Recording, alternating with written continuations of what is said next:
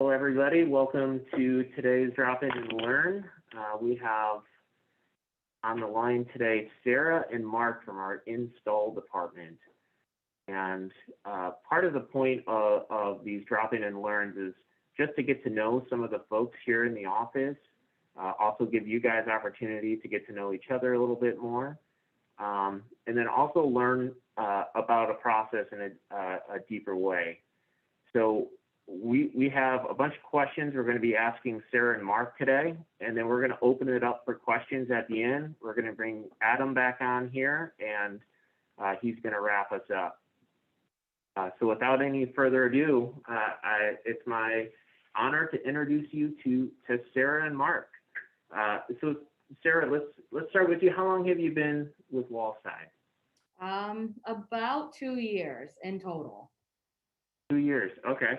Very cool. And so what has been your progression? I understand you haven't always been in install. Nope. I started in service in the call center, and then I left. And then Adam asked me to come back to work in the installation department with Mark. Nice. Okay. And so what is your job description, or what is your job title? What do you do for Mark? I'm an installation coordinator analysis. I help Oh. schedule the jobs. I coordinate with the installers and then get the job scheduled. Okay. So you are where the rubber hits the road, really. You're the one calling the customers, scheduling in person, putting everyone where they need to go. So very cool. So what are some of your long-term aspirations here with Wallside? And I know that's kind of an interview question, but when I had a chance to talk to you earlier, I thought it was really interesting how you went from service to install and kind of your mindset and where you're heading and what you want to do. The long-term goal is to take Mark's job. Oh, wow. Okay. All right. So very cool. Yeah, awesome. So what do you do when you're not at work? Who is Sarah outside of work? I like outdoors. I go kayaking a lot, hiking. I'm into water sports. I have a 7-year-old daughter that I hang out with. So Cool. Do you take her kayaking as well? she's a little afraid right now. We went canoeing a few years ago and it tipped. So Okay. we're trying to ease into a kayak. Very cool. And I know when I first met you, it was during the winter, and you had just gotten done with a winter kayaking trip. Yep, I kayak where you down. Yeah, that is very cool. So if you guys ever talk with Sarah, you'll have to ask her what winter kayaking is like. Go from there. Awesome. All right, so let's start with the service department. You mentioned you worked in service, and how long did you work in the service department? I worked in the service department for a year and a half. Okay, very cool. And what did you do in the service department? So the service department set up like a call center. So I obviously took inbound calls. I made outgoing calls to get customers rescheduled for follow-up service work. I also helped printed the service tech's days, their work for the day, and then I took care of any failed inspections after a brand new install. Okay, so let's pause there for a second. You took care of any failed inspections after install. Yeah. That's really interesting. What are some of the common reasons for a failed inspection? So there's two that stick out. One would be an installer issue. It's the caulking. If an inspector does not think that the caulk was laid correctly, or if there's not enough, or there's gaps or holes, he'll fail a house in regards to the caulk. Another very common failed issue that they have for inspections is tempered glass. If they don't see the mark that it's tempered glass, which it'll say in the corner TM, that'll also fail an inspection. So I know that, bathrooms, when the windows in the bathtub, that it has to have tempered glass near the stairs. If it's so many inches off the ground, that's a very common one that service techs have to go out and swap out the glass. Very cool. So, part of your role was, in a way, managing that inspection process. So you might send a note out to an inspector and say, hey, we replaced this glass now. Can we, Yep, please so have Jerry this? at the front desk typically notified me if there was a failed inspection, or the inspector himself would call me. After it's taken care of, I'd either notify Jerry or I'd notify the inspector if he left the number for me. And I'd let him know that it's been taken care of. Awesome. Very good. Cool. So let's move into really the topic of this phone call today, and your current role with Wallside in the install department. And I think before we start going too far down any particular direction, let's just start with the strategy. And I know, Mark, you can speak to this big time.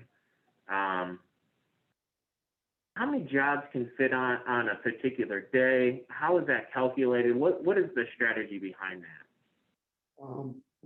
Look at how many installers you have, how much work each one of them can do, who will do 2 stops, who will do 3 stops. We can get more work done on a Wednesday or a Friday than we can on a Tuesday and Thursday because location plays a big role in it. So with the installers we have right now, we try to stay around 50 jobs, 390 windows. Imperfect system because 20 windows is not 20 windows. 20 extension jams and casing is like 40 windows. So when you have on a Tuesday, that job's 2 hours away. You have to send 2 trucks 2 hours away. It's an 8-hour job, and then they have to drive 2 hours home. So Tuesdays and Thursdays are very difficult to get done. Like I said, the system is imperfect because just saying a window count and a job count is very difficult, and it doesn't always work out. So we try to leave room for error, but it doesn't always work. So that's where so we're selling more than we can install per day. And that's why it's pushed out so far. One of the biggest challenges is finding installers because to get an install crew up and going, you have to install almost 5 years before you know what you're doing. To actually be able to run your own crew and go out there and trim and install and rip and do all the things you need to do. And then it's trying to find help to work with you. Yeah, very interesting. So about 5 years in the field before you've seen enough, you've done enough before you can start running your own crews and going. That's a bare minimum. Bare minimum, yeah. So say that again. How many windows do you schedule in one day? You said 50 jobs and 370 windows? 390 windows and about 50 jobs. And on Wednesdays and Fridays, we can push that a little more, but it depends on who's off. Every time a guy's off, you have to look at the calendar, deduct how many windows he can do, how many jobs he can do from that count. So in the summertime, they don't give you enough time for their vacation, so you're already booked 6 months out. A lot of juggling, a lot of jobs we're moving around right now to try to get the days where they need to be. Yeah. What if you have a day where you have maybe 50 jobs, but you only have 300 windows? You go ahead and book 10 more customers?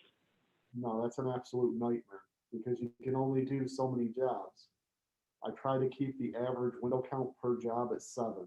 If it falls below 7, you can't get that done because you can't send a guy that can do 20 windows out to do 3 stops and 12 windows. They just won't do it. So I try to keep the average window count at around 7.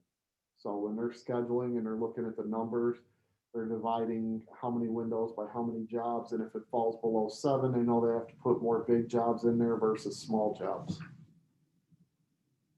Interesting. Okay, so you guys have a calculation of an average window count that helps you schedule out each day. And that way you don't end up with one day with 80 customers all with single windows or 3 windows each. And that's why we don't let the salesman date anything under 5 windows. Because when they used to date under 5 windows, I would end up with days with 200 windows and 80 jobs. Because it was so cyclical at that point where we'd have a lot of big jobs come through and then you'd have a lot of small jobs come through depending on the time of year. So we tried, especially the outbound, we try to pair those up as best we can.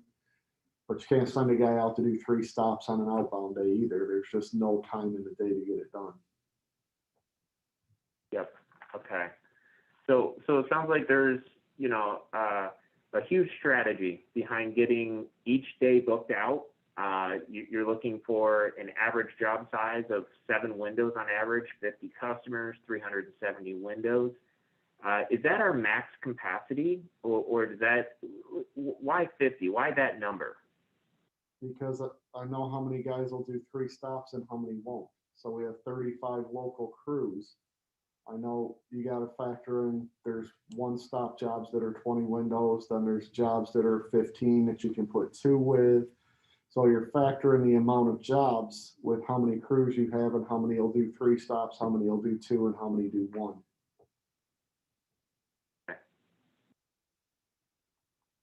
Very cool.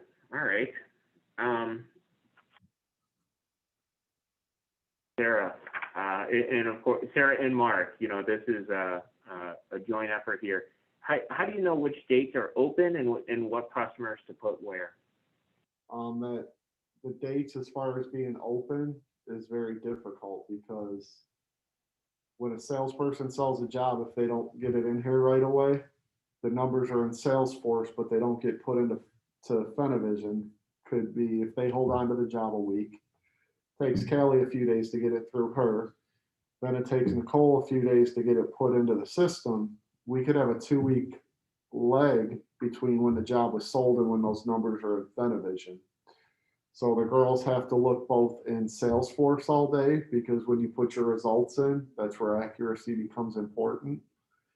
Those results drive some reporting in Salesforce. They have to look there, plus they have to look in Fenavision, and it's a balancing act because the two never jive. So there's some stuff that's not in Salesforce because if someone puts the wrong appointment number in the results, it puts those results in the wrong job. So now those numbers are not counted where they should be because they didn't actually go into the right result. So then when Michelle updates that the next day, then those numbers show up. So if you have a real busy day and everyone's using that same day, it can mess things up. So it's a balancing act between the two systems, trying to see which one is more accurate. The closer we get to the install, the more accurate Fenavision is. The farther out, the more accurate Salesforce is. Very cool. Okay. It's good to understand the relation between Salesforce and Fenavision and how those results entered are actually used to show future installs and how you guys leverage that information. So that's really interesting.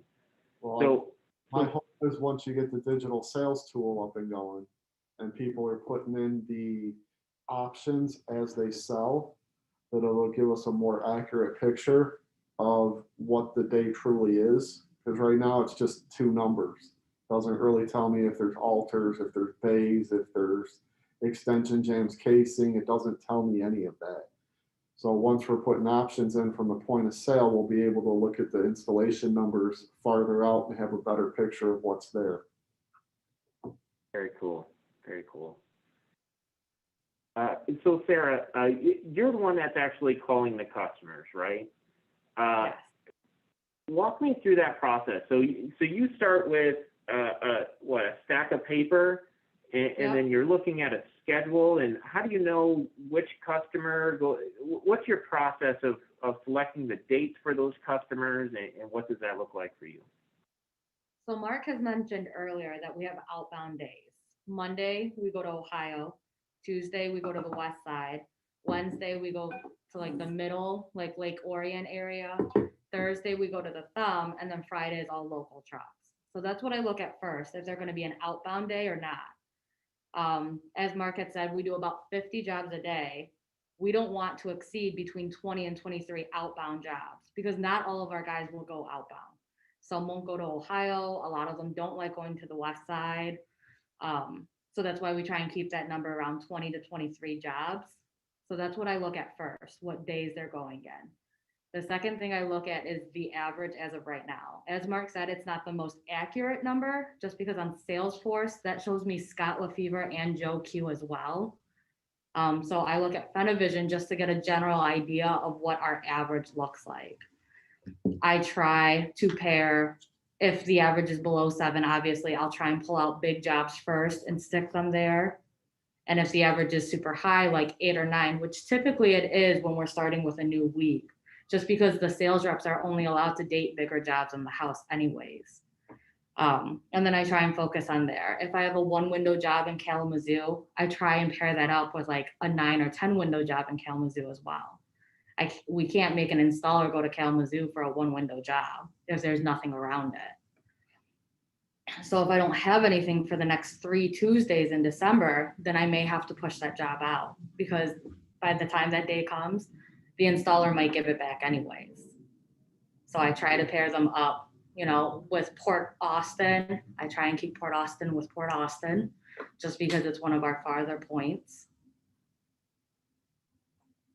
Very interesting. Okay, so you're reading through this information, you're seeing what geographical areas are available, and then of course you're always looking at that average of 7 windows per day, and you're scheduling it out. So now you have a customer, you know what date and what area they're going to go in. What do you do next? What does that phone call sound like? What's that whole process? Well, I obviously announce who I am. And then the first thing I try to say right now, just because we are scheduling so far out, I try to give the sales rep the benefit of the doubt. First thing I always say is, hey, I know Gina probably told you about September, October. I really do apologize right now. Things have been pushed back, but I am looking in December right now. Just because I don't want them to think that the sales reps lied. Obviously, the sales rep is the first impression of the company. And secondly, as soon as I say that, at least they know, like, material has been coming in late. Our installers have been taken off time very last minute. So that's why June has been so overbooked. And we have a couple installers off. So we just can't do as many installation jobs as we could last month. And we don't know when it's going to get better. And then I ease them into an install date. Yeah, that's very interesting. And I know you kind of preface your calls with that regarding the salesperson, right? And one of the strategies or reasons behind that is because the install dates sometimes is a moving target, right? And when a sales rep is with a particular customer, they may tell them September, October, but by the time the paperwork gets into the office and we process all that, things are changing rapidly right now, right? And it might be more like November or December. And you diffuse that on the front end, and you try to ease the customer into that conversation more, just because initially, were you running into customers that said, oh, I thought it was June, July, right. and now they're finding out it's more like November. So you're having to deal with that conversation on a regular basis, right?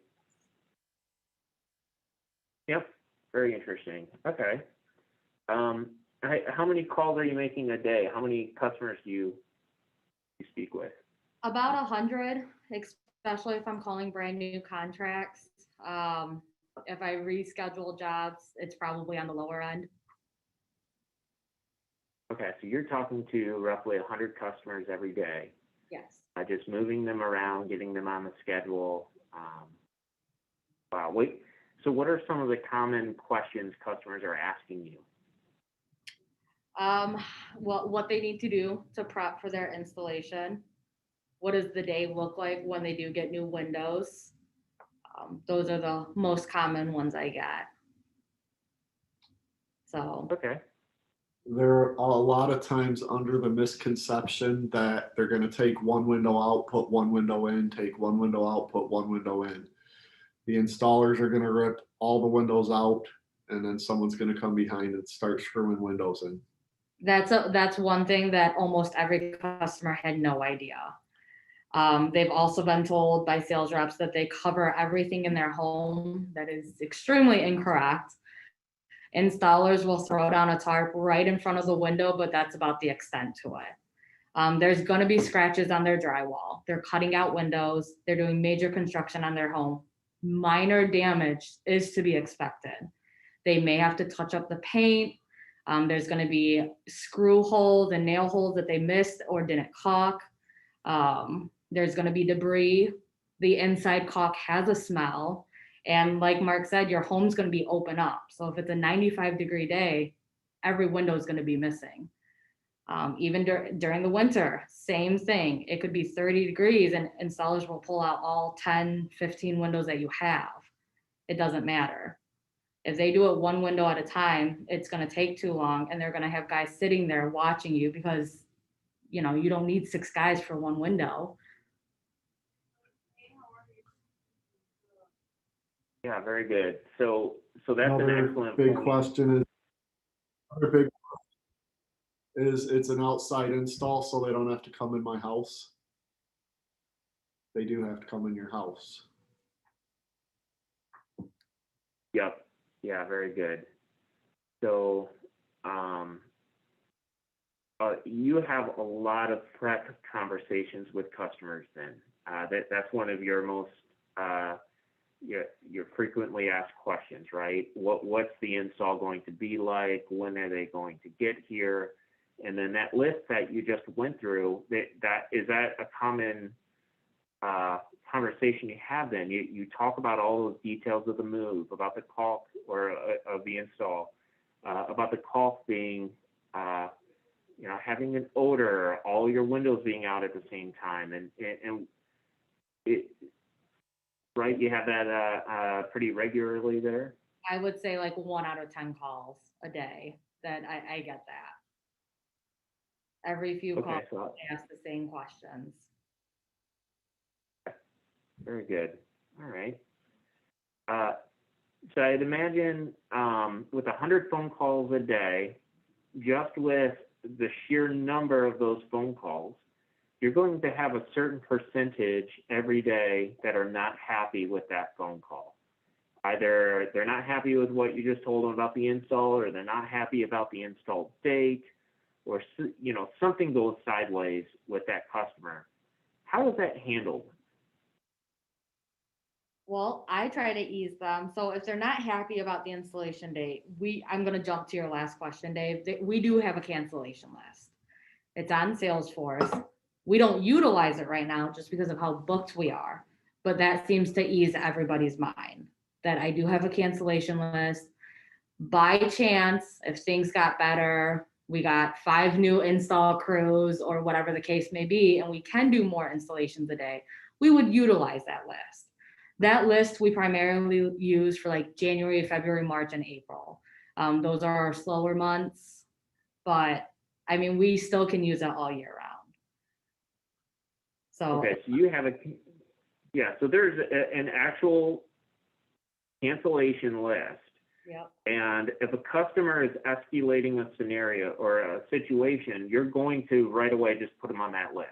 Yep, You're going to say, you know, I offer it to them. I kind of just let them know that obviously we haven't been able to utilize that list yet, but things change every day.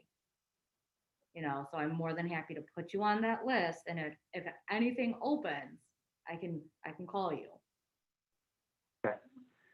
and so what's the next step? Let's say that doesn't work. The customer says, no, you know, I thought this was going to be in next month. What do you do in that situation? It really depends on how reasonable it is. If I call a customer and they signed in June, last week, and I schedule them in November and they go, my sales rep told me August. I can't save that. That is so unreasonable. I can't save it. And I'm not going to. I cancel jobs every day. Ever since the end of May, I have canceled jobs every day. I'm pushing customers from June to July, July to August. And I try to let the customers know that, like, I can try and fit you, but since you just signed your contract, to be fair, yours would be the first I have to cancel if I have to move jobs out of that day. We try to be fair as possible. When I cancel jobs, I look at when they signed the contract. That's the only way to be fair. So if it's an unreasonable request, I give it to you, Dave, just because it's just something I wouldn't be able to accommodate. If they signed in June and they're like, well, my sales rep told me September, October, we try to leave some leeway in every day. Okay, just in case. The week of Memorial Day, I had 44 jobs that I had to cancel because of the rain. I had nowhere to put them in June or July. And that's why I'm moving jobs out of June every day the last 3 weeks, just because I need to make room for those customers. Starting in September, we're hoping that doesn't happen. We're hoping that we have at least leeway for 1 job, 2 jobs every day in September, just in case this happens. I have an installer out for 6 weeks because he hurt himself. You know, I have another installer that one of his trucks is broken down. That's a whole crew. And now I have to get those jobs rescheduled and I have nowhere to put them. But if the customer's request is more reasonable, like they told me end of September and I signed last week, I could probably swing it. But if they're like, he told me August, I can't even attempt that. I can't. Yeah. So. Yeah, that's very interesting. So you leave a little room in there because we have to have the option to be able to move folks around for things that happen outside of our control, like a rain day or a crew. Yeah, and some of our crews are only 2 or 3 guys, and if one guy calls off, well, that one guy can install 10 windows by himself, you know? So our Right. bigger crews, if a guy calls off, they typically still work. You know, we do have crews that are 5, 6 guys. But yeah, we have to leave ourselves some leeway. I canceled jobs yesterday for June. I had nowhere to put them. I pushed them to the end of July just because we left ourselves no leeway. Yep.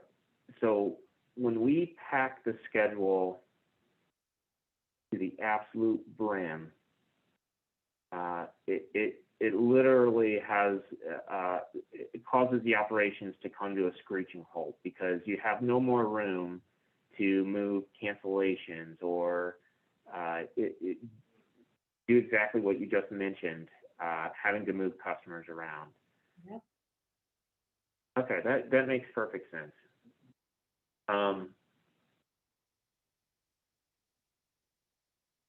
So really quick, back to the expectations. Okay. One thing that you had mentioned when we were talking is that customers often ask about taking down blinds and moving furniture. Is that's another FAQ that you have, right? That's a conversation you have with customers on a regular basis.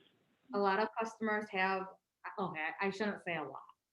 I would say a handful a day, have the expectation that the installers are going to do that. Installers won't.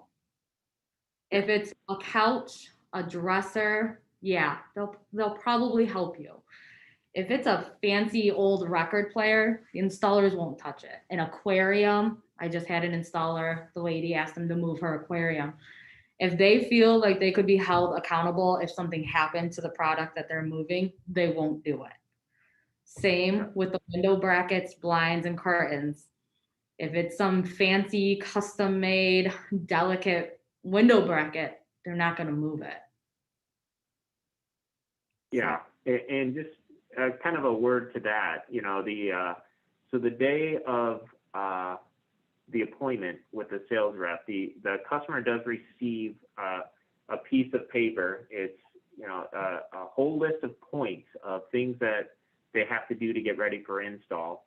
It's also verbally shared with them. But I think, especially since we deal with so many customers, there's a percentage of them that you could tell them 3 times while you're in the home with them, and they're not going to remember, right? Because there's just so much information coming in. And I know they get this card here mailed out to them, which also has the expectations. And so and they get an email, right? So there really should not be a customer that's surprised, but you're kind of that last line of defense, Yeah. right? Like, Well- okay, now I'm talking, yeah, go ahead. Well, some of our installers also, so they typically do call the morning of. However, since we are scheduling so far out, there is a good handful that call the night before and tell the customer. Verbally tell them the night before, like, we're coming tomorrow between this time and this time. Please make sure all furniture, window treatments pulled down, pulled away, driveways open. And we still run into the issue that customers didn't, they got to the home and the couch was there, the china cabinet was there and they couldn't do the install. Yep, very cool. Okay.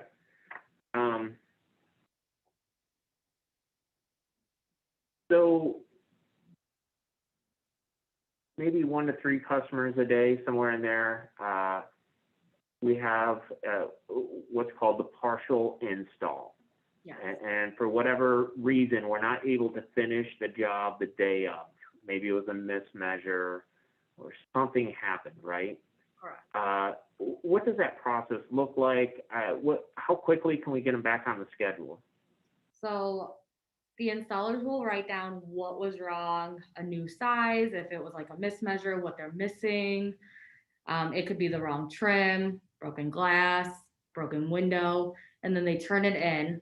That paperwork gets processed and then Mark is given that paperwork. He orders whatever needs to be ordered and then we adjust the cover sheet. And then we make the calls. Before summer hit, back in January and February when I first started, those customers typically got back on the calendar within they got called literally the next day. They got back on the calendar within usually a week or two. That's the turnaround that we tried to do for customers that we canceled as well. So rain days, snow days, that's the goal. We would like to get them in within a 2-week time period because obviously they've already been waiting. Recently, I just scheduled a partial from May at the end of July. So that job is still open. It's not closed out because we still owe them a window. But there's nothing I can do. That's just how booked we are right now. Yeah, so kind of the progression with the partial installs is if we can correct it that day, we can actually manufacture a new window that day and get it out to them or make small changes. So that's kind of number one. And Mark tries to make that happen because you guys already have the crew out there, right? Everything's in place for this customer to be done, and it's easier to just wrap that all up in that moment. And then that second progression is they get put on more of a priority list, it sounds like, right? And then you try to schedule them out within 2 weeks. Ideally, sometimes that stretches more to 4 to 6, but we're going to get them back on the schedule as quickly as possible, right? And that's part of the strategy too of not scheduling all the way to the max, because each day we're going to have a few partial, or maybe not every day, but there's going to be partial. Almost every day. It's close, but some days I've had 5 or 6. It really depends. Yeah. Okay. Very cool. That's good to understand. So when customers are calling their rep saying, "Hey, they didn't finish my job," they have a point of reference to go back to. Well, they're going to be contacting you in the next 24 hours, or do you contact them the same day, or? As of right now, I mean, it's obviously been pushed back a little bit. The departments are behind, Mark's behind. I always tell the customers usually about 3 business days after the installation. It used to be literally the next day. It just depends on how quickly we get their the installer's paperwork as well. Okay. Usually 3 business days. Okay, so within 3 business days, they'll have a new date of when that partial will be taken care of. That's the goal, yes. Very cool. All right.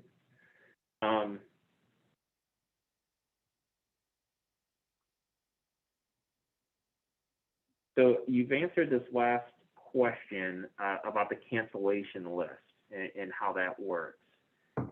Is there anything else you wanted to add on that cancellation list? And We don't utilize it right now. I typically, I would say more than half of the customers mention the cancellation list before I even can. So I'm assuming sales reps are letting them know that we can place them on a cancellation list. I see it written on the contracts all the time. I don't utilize it. I can't. I have nowhere to put the customers, so I don't even open it. And I've never looked at it. So I wouldn't mention it. And when they do mention it, when the customer does mention it, I almost always tell them that list is a mile long. And it's strictly kind of like a first come, first serve basis. I'll call customers and it's whoever calls me back gets it, if I ever did use it. Something I'd like to add, I know a lot of sales reps tell customers that have 1, 2, 3 windows that we can just piggyback them on a bigger job.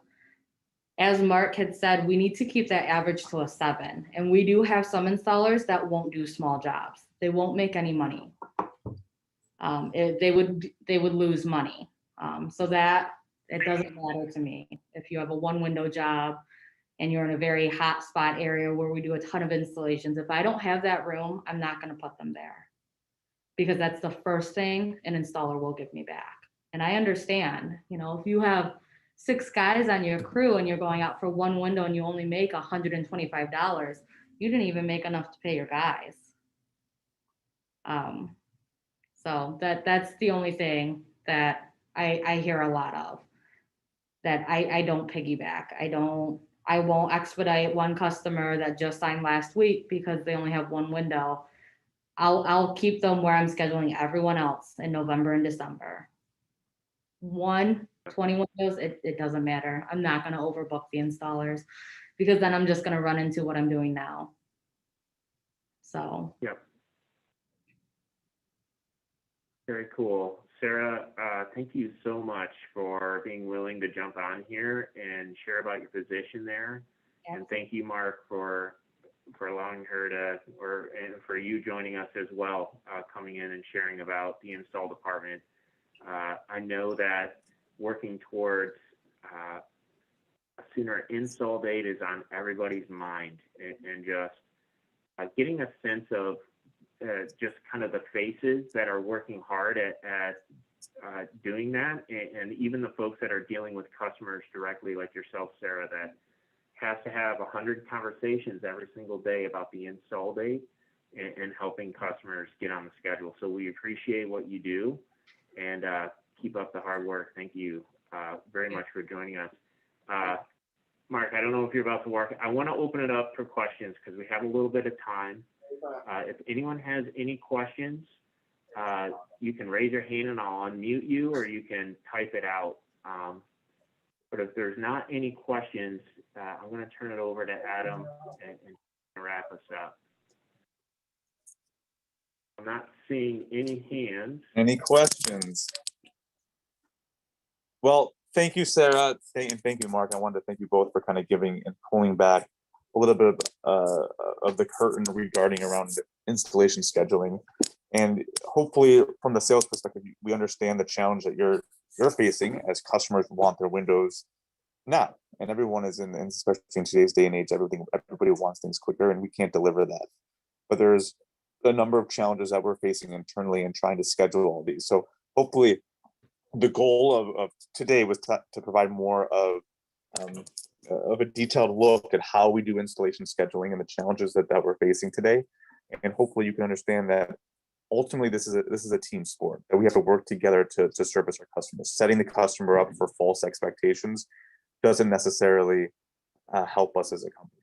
So it's setting a proper expectations so that the next group, whether it be processing, measure, but the installation department and scheduling can schedule the customers based on their expectations and hopefully set them up for success with their installation. And that's ultimately the goal that we're trying to achieve here, to get customer satisfaction and repeat business and keep moving. So again, Sarah, thank you for all that you do in dealing with the chaos that is installation, especially today. But hopefully this was enlightening, and you received some value about spending time with us this morning. If you have any questions, thoughts, or feedback, feel free to reach out to myself or David and or Sarah and Mark. And again, we're working each and every day to try to get windows installed. And some days are easier than others, but there's a lot of factors that go into that, whether it's health-related, truck, weather, injuries, or as we talked about many times, going back to jobs. Is a partial install is other things that can really hurt us when things aren't settled. So ultimately, if we all do our job and do it well, the machine runs as well as it possibly can. So thank you for doing your job. We appreciate it, and have a great day. Make it a great day. All right, thank you, guys. Thank you.